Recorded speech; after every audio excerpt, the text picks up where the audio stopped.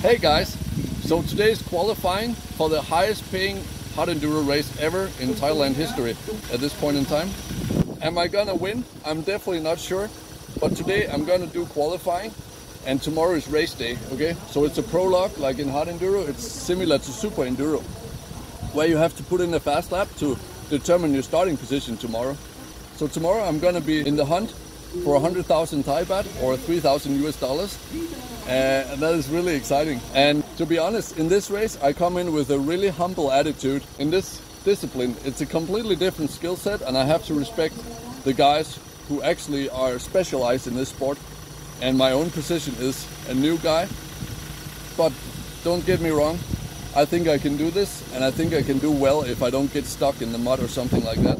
Let's get started. So here you see my race bike of choice, and that is the KLX 140. Yeah, let's get that one out. It usually helps the lap times. So the reason I choose the KLX 140 is because it's my first time doing hard enduro, and I'm definitely gonna fall a lot of times and push the bike up many places. So having a bike that's only 95 kilos or 210 pounds, that will make a big difference in the energy that I'm going to spend pushing and picking up the bike. There could be up to 100 times where I have to pick up or push the bike on a section. So that's going to make a huge difference in the energy consumption. So it's all about strategy and being smart with your choices and energy management. Okay, so here I start with the prolog, going over the first tree trunk. That went pretty well, and then stop and set up for the next obstacle, which is also a tree trunk. And then there's the small tree trunks or logs or whatever you prefer to call them. Then the next obstacle is like this 2-meter tall vertical wall that I have to ride up. And notice I really take my time to set up, getting the perfect starting position and making myself ready. Because any mistake that you make in failing an obstacle is gonna cost you dearly in either time of redoing it or, well, simply crashing and getting injured or damaging your bike and not being able to manage the obstacle or finish the race. Now let's have a look at the GoPro footage. So here you can really see every obstacle and every section from my perspective on the bike, which is probably more fun and interesting. So here, first tree trunk, push down the suspension via the foot pegs. You basically just bounce down and gas it to lift the front wheel and lean back. And same thing here, but to a smaller degree. And just roll back a little bit every time you kind of get stuck on these logs. You just, the small ones, you just roll back a little bit so you have a tiny bit of run up to get a tiny bit of momentum. You know, enduro is all about momentum, having the right amount of momentum for each obstacle. And as you can see here, I really take my sweet time to setting up, which is something completely new to get used to as a motocross rider. You don't want to rush anything in hard enduro, and you have to get used to not pushing to go fast, but instead take your time to make sure that you're set up for a perfect attempt for every section. So I call it like stop and think. That's what I had like a mental note to myself, like always pause and think before you do any obstacle, and make sure that you're fully focused before you attack the obstacle, so to speak. And here again, just taking a good look at what to do. So making sure I brake before I wheelie over this hole so I don't get stuck. And again here, I decided to stop here and make sure I get the right line before I go.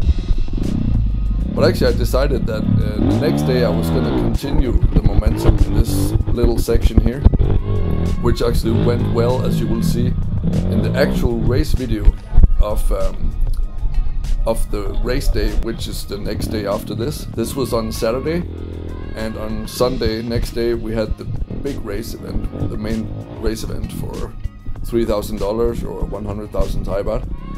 Okay, so here we're going into the jungle section, and just getting around those rocks. You know, they will, if you just race over this stuff, you're just gonna bounce out of the trail and potentially roll down the side of the trail to the left where it's steep, and then you'll get stuck in there. So you rather want to take your time, make sure you not get bounced out of control by the rocks or the roots or anything.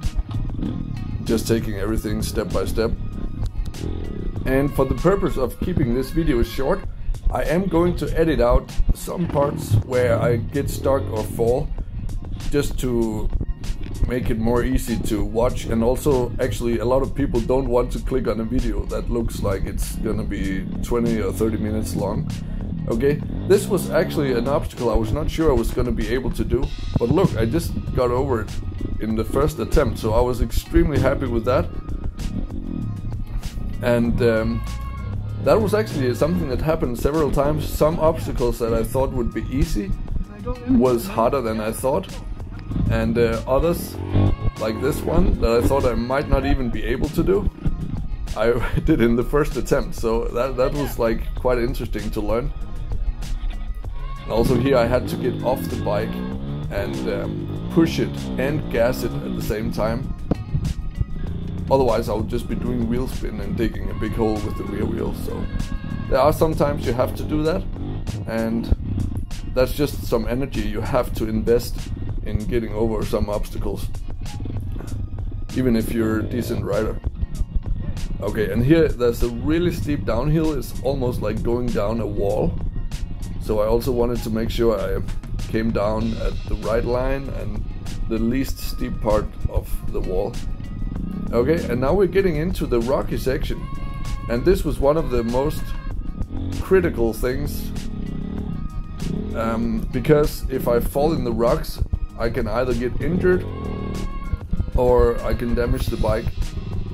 So I was really focused on not going too fast, but also not too slow, because every time you go too slow, you're gonna lose your momentum, like here. And then getting a little bit of momentum is difficult. Every time you hit a steep angled rock, you will lose your momentum and get stuck. So if you can just carry a little bit of momentum and keep it going, then you can get over several rocks without getting stuck. And also use the legs like this guy, he does, like all the time. That can really help. And then get off the bike sometimes, lift it around. This guy, he clearly has more experience than me in managing these rocks. This is the first time I ever go through such rocky section with big rocks. So I was just really being careful here. Just being patient and working through it methodically. Here was another guy passing me on I think a Husqvarna. More experienced rider than me for sure. But actually it was nice letting the good riders going past me, because then I could see how they handled some of the obstacles, like this one. I tried to just wheelie through it, which he did, and it worked perfect. And then up this section, this next section here is not too hard. So that's a little step down.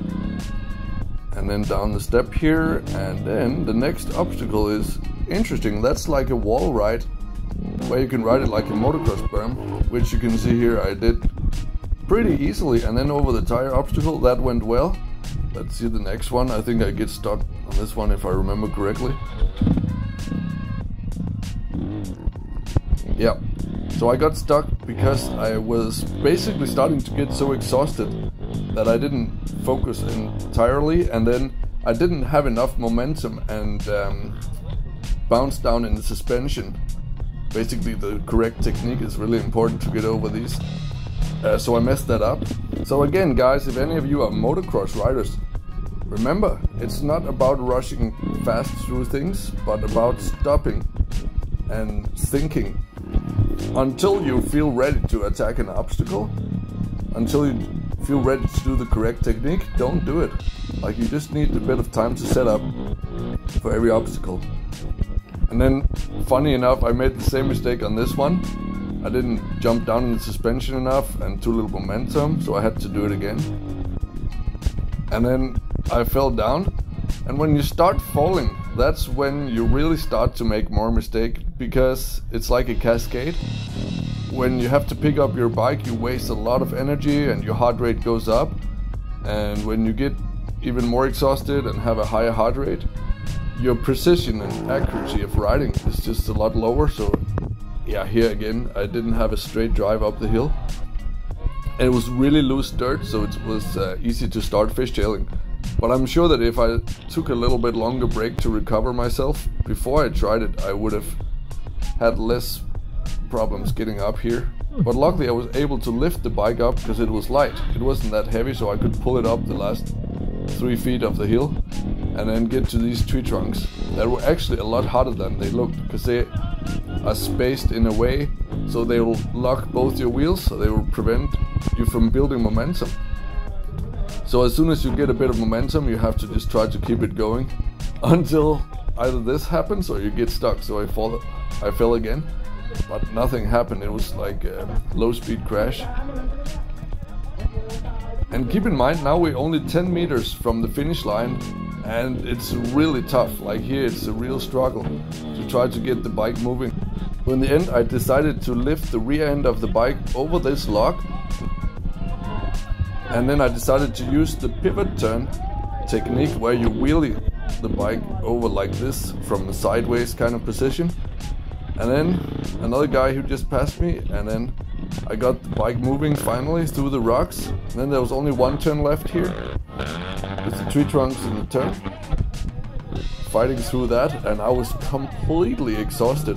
And I ended up with a lap time of 13 minutes. And for reference, the fastest guy, he did 4 minutes, so that shows how much I have to learn in hard enduro. It was actually only around 30 riders doing the Prolog, so I got a good starting position for tomorrow. I'm just glad I made it through. So here we'll end the video by watching me fighting through the last section. And make sure you subscribe to watch me do the actual full race tomorrow. And give the video a like if you found it interesting. And I can already reveal to you that doing the race tomorrow was the hardest thing I've ever done on a dirt bike in my life. 6 hours of struggle. So tune in for that. Thank you for watching. To watch the full version of my advanced riding videos and support the development of this channel, click the join button below and become a member. And thereby you will get access to exclusive videos where I go through the most advanced skill levels and also explaining things from a physics standpoint, because I have a background in science and thereby studying physics, so I'm able to explain actual riding technique and the mechanics of riding, also bike setup, in a way that you don't see on many other channels. Also, I share my own step-by-step methods on how I track my own progress and riding technique development. So if you're interested in that, consider becoming a member and clicking the join button. And if you like tropical island holidays, visit fitcamp5.com for my 2-time TripAdvisor award-winning training camp, where we train fitness and action sports together while learning to live a healthy lifestyle and, maybe most importantly, have fun at the same time. And if you're really serious about improving yourself, you should definitely check out my full online courses, where I share step-by-step programs on how I develop my own routines over the last 12 years as a CEO working in 4 different countries, while being a successful competitive athlete with more than 20 years of experience in fitness and nutrition. Check the link in the description for that. And in any case, thank you so much for watching. Have a great day, be awesome, believe in yourself, and see you on the next one.